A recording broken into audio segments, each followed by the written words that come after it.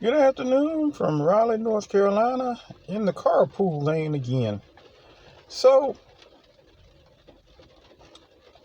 I got to thinking about Dragnet. Not sure, most of you probably know Dragnet, of course, the iconic da da da dum, da da da da dum, right? That Dragnet. And, my favorite version of it is the old time radio.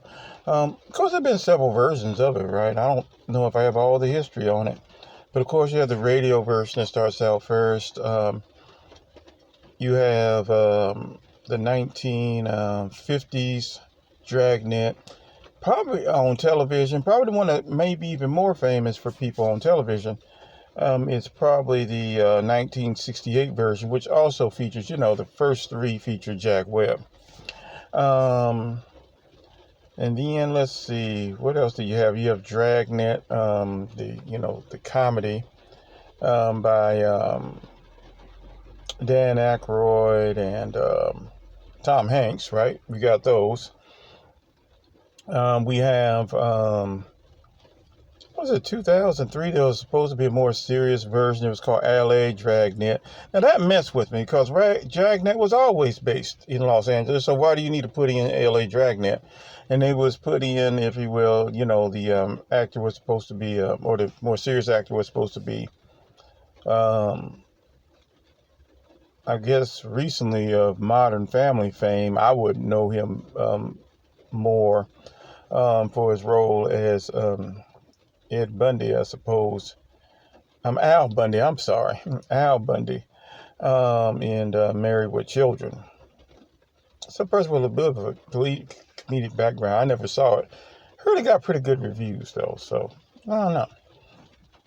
Now, the one that I'd probably be more familiar with, and probably how I first knew about this, was not in Dragnet, but MathNet. Remember MathNet? I think, what was MathNet?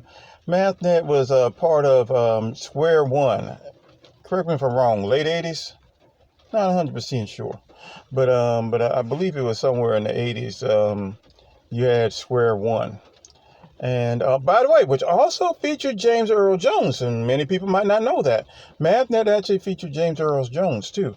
But the person, instead of being Joe Friday, was a woman, and her name was Monday.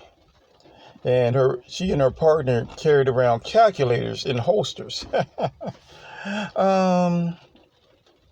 I guess Dragnet, also the thing about Dragnet, it wasn't the first procedural program either. What did you have? You had several. One that comes to mind is Gangbusters. That was somewhat procedural.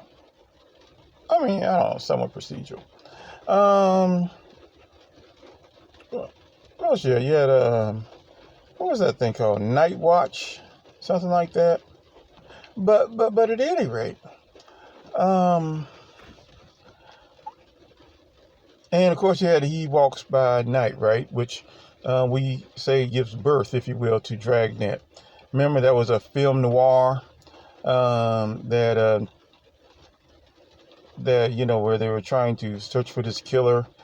Jack Webb actually played somewhat minor, but I don't know how minor. I mean, a lesser role. He wasn't the star, but he actually was pivotal, if you will, in catching that guy.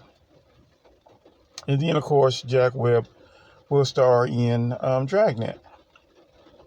Now, of course, Jack Webb also starred in P. Kelly's Blues, if my memory serves me correct. Pat Novak for Hire, which I liked. I loved it. It followed a formula. It was, you could pretty much guess when, people were going to be put in. But, And also, Pat Novak for Hire also featured who? Also featured Raymond Burr of Perry and Mason fame. Okay. But I much more preferred, if you will, the radio version. The radio version had zingers. They would come at people. He had some pretty good one-liners. The other thing about Dragnet, was that Dragnet, and it's interesting that they said a series version of Dragnet. If you ever heard the radio program and seen some of the television versions, especially earlier on, oh my goodness, some of the topics that they were talking about. Molestation of children, have mercy. Um, Children watching adult literature. Kids getting their heads, ladies getting their heads bashed in with a steel pipe. All kinds of just horrific things. I mean, horrific. So it was already, serious and always based, if you will, in Los Angeles. But those zingers were, something. What was that? That's one step for you from the gutter to the sidewalk or something like that. He was coming at people with those zingers. And to be honest with you, the fight sequences seem to be more realistic on the radio version than, if you will, the television version. I so loved it. I'm trying to think. I think Barton Yarborough was his first partner. I remember Barton Yarborough. He played Romero. He was Sergeant Romero. Hispanic name, but he had a Texas accent.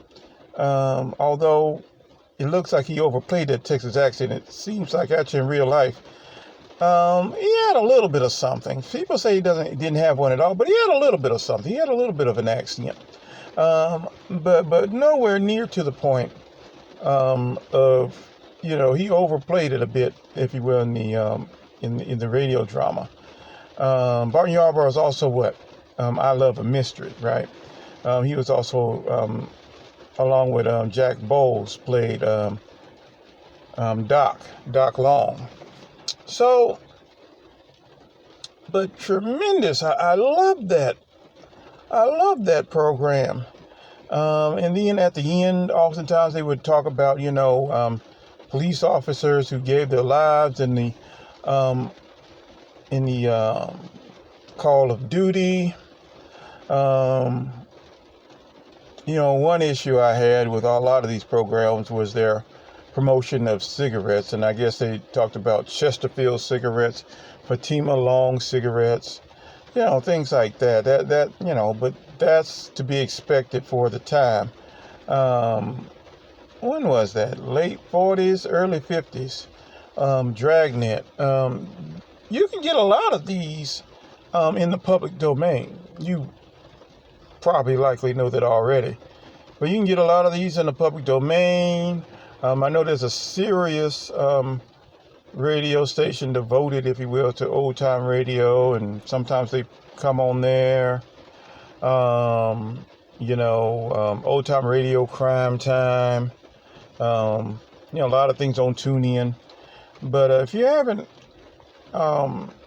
seen this one, I say go for it. I love it more than The Shadow, and I love The Shadow. All right. Well, anyway, that's all I got to say, and I've been talking for way too long.